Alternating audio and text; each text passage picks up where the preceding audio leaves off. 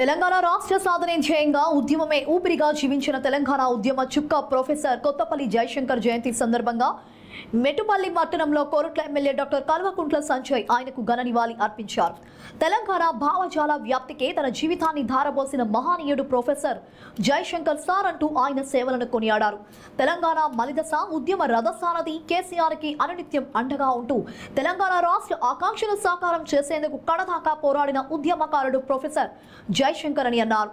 రాష్ట్ర ప్రయోజనాలకు విఘాతం కలుగుతున్న నేటి తరుణంలో తెలంగాణ ఆత్మగౌరవాన్ని కాపాడటానికి జయశంకర్ ఉద్యమ స్ఫూర్తిని సిద్ధాంతాలను భావితరాలకు అందించాల్సిన ఆవశ్యకత ఇప్పుడు ఎంతగానో ఉందని, దీనికి తెలంగాణ వాసులందరూ కంకణబద్ధులై ఉంటారని ఆశిస్తున్నారని ఆయన వ్యాఖ్యానించారు.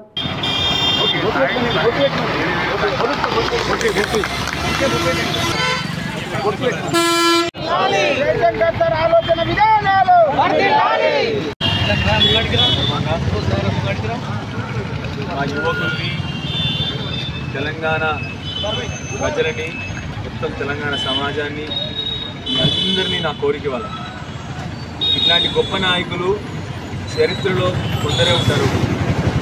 తన జీవితాంతం పుట్టుక నుంచి తన సాగు వరకు ఒకటే సిద్ధాంతాన్ని తన రక్తనాళాల్లో ప్రతి ఒక్క కణాల్లో తన జీవితాంతం తెలంగాణ సమాజం కోసము తెలంగాణ ప్రత్యేక రాష్ట్రంగా ఏర్పడాలని చెప్పి కొట్లాడిన గొప్ప విద్యావేత్త, గొప్ప నాయకుడు మా ప్రొఫెసర్ జయశంకర్ గారు. మా విద్యార్థులు, మా యువకులు, యువతులు, తెలంగాణలో సమాజం మొత్తం కూడా తన చరిత్ర చదివి తనని స్ఫూర్తిగా తీసుకొని మన జీవితాల్లో ముందడుగేయాలని చెప్పి కోరుతూ, అన్నిటికంటే ముఖ్యంగా ఏ ఒక్కరోజు తొలి దశ కానీ మలి దశ కానీ రెండు ఉద్యమాల్లో నిరంతరం ఆ రోజు నుంచి తన చావు వరకు కూడా ఒకే ఒక సిద్ధాంతం, తెలంగాణ రాష్ట్రం రావాలి, తెలంగాణ ప్రత్యేక రాష్ట్రం ఏర్పడాలి. ఈ కాలం ఏ కాలం అయితే రోజు పొద్దున సిద్ధాంతాలు మారుతూ ఉన్నారో, రోజు మధ్యాహ్నం పార్టీలు మారుతూ ఉన్న ఈ యుగంలో ఇలాంటి ఒక గొప్ప నాయకుడు ఉండడం మనందరి అదృష్టం. ఇవాళ తెలంగాణ సమాజం మొత్తం కూడా ప్రొఫెసర్ జయశంకర్ గారికి రుణపడి ఉంది.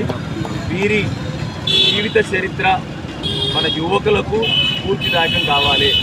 మన యువకులందరూ కూడా వారి గురించి, వారి చరిత్ర గురించి, ఎట్లా వారు జీవితాంతం తన ఒక గవర్నమెంట్ ఉద్యోగం పొజిషన్లో ఉన్నప్పుడు కూడా ఏ రోజు ఆ రోజున ఆంధ్ర నాయకులకు తలొగ్గలేదు అనమాట. ఒకప్పుడు వారిని కాసు బ్రహ్మానంద రెడ్డి గారు అని అన్నారు, ఒక విషయం అన్నారు వారిని, నీ 69 ఉద్యోగం సమయంలో కాసు ఆ రోజు ఆంధ్ర ముఖ్యమంత్రి ఎవరైతే ఉన్నారో, నీ ఉద్యోగం నేను ఇప్పుడు తీసేయగలుగుతానంటే ఏమన్నారు తెలుసా ఆయన? ఆ రోజు పెన్ను పేపర్ రెండు నీ దగ్గర ఉన్నాయి, తీసి పడే అన్నాడు.